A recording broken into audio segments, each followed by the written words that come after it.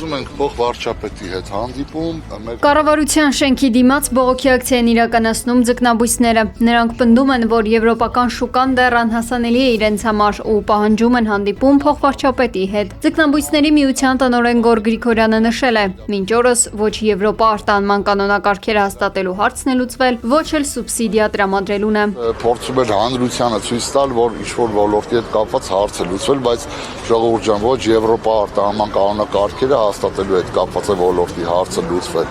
ոչ էլ այդ արտահանման հետ կապված սուբսիդիա տրամադրելուն, որովհետև մենք ասել ենք ու նորից ասում ենք, եվրոպական շուկան դեռևս մեզ համար անհասանելի է։ Իսկ այն ծավալները, որ այսօր գտնվում են տնտեսվարողների տնտեսություններում, դրանք միանգամից եվրոպական շուկա սպառելը անիրատեսական է։ Խոսքը մոտ 15,000 տոննա կենդանի ձկան մասին է, այս պահի դրությամբ։ Նրա խոսքով այսօր շուրջ 15,000 տոննա կենդանի ձուկ կա, որը միանգամից եվրոպական շուկայում սպառելն անիրատեսական է։ Ձկնաբույսներից մեկն էլ ժխտել է ՍԱՏՄ ղեկավարի այն հայտարարությունը, թե ոլորտի 97%-ը պատրաստ է Եվրոպա արտահանման։ Հարգելի եվրոպական շուկան նոր չեն առել, եվրոպական շուկան մենք բազմից ենք քննարկել։ Եվրոպական շուկան մենք մրցունակ չենք։ Եվրոպական շուկայում մենակ մի հատ տնտեսություն կա, նորվեգական ձկնամթերքը, որը 1,150,000 տոննա 24 թվականին արտահանվել։ Դուք հասկանում եք այդ ինչ տվյալ է։ Մենք 14,000 տոննա արտադրանք ենք տանում Ռուսաստան, Հայաստանն էլ ինքնաբավ պահում են։ Իսկ մենք մեր արտադրանքը ավելացել է Ռուսաստանի եւ մենք շուկայում կարացել ենք տեղ գրավենք, երբ որ Ռուսաստան եւ Եվրոպայի սանկցիաները իրականացվեցին։ Դրա արդյունքում այսինքն մենք անգամ Ռուսաստանում էինք զորով մրցակցում նմանատիպ երկրների հետ։ Մենք այսօր տանենք իրանց տան մեջ կարանք մրցակցենք, ո՞նց եք պատկերացնում։ Ծնվել է Մարմարիկ գետում մահացած հայտնաբերված 2-ամյա Տիգրանի եղբայրը։ Նրան կրկին Տիգրան են կոչել։ Երեխայի մահից հետո 2025 թվականի հոկտեմբերին մահացել էր նաև նրա հայրը՝ Նորայր Պետրոսյանը։ Ամուսնու մահից կարճ ժամանակ անց կինն իմացել է, որ դարձյալ երեխայի է սպասում։ Ներքին գործերի նախարար Արփինե Սարգսյանն այցելել է Մարմարիկում բնակվող Պետրոսյանների ընտանիք, շնորհավորելու փոքրիկ Տիգրանի լույս աշխարհ գալու առթիվ։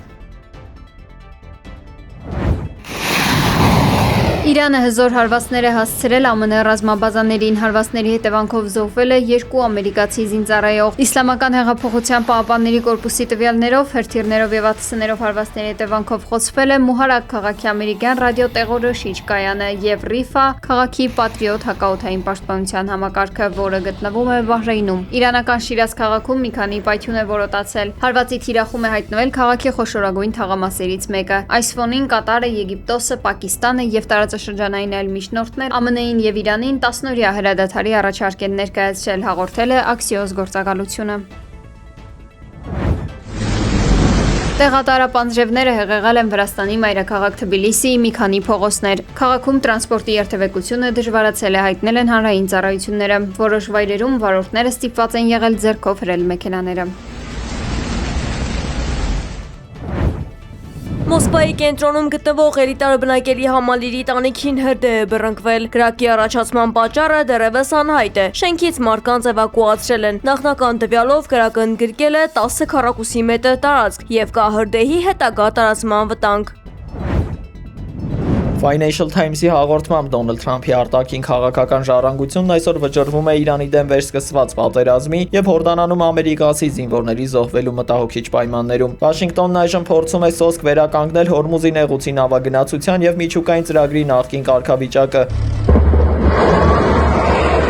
Թեհրանի տեխնոլոգիական վերելքն ու տարածաշրջանի երկրների խոցելիությունը անհասանելի են դարձնում ամերիկյան անգամայից համեստ նպատակները։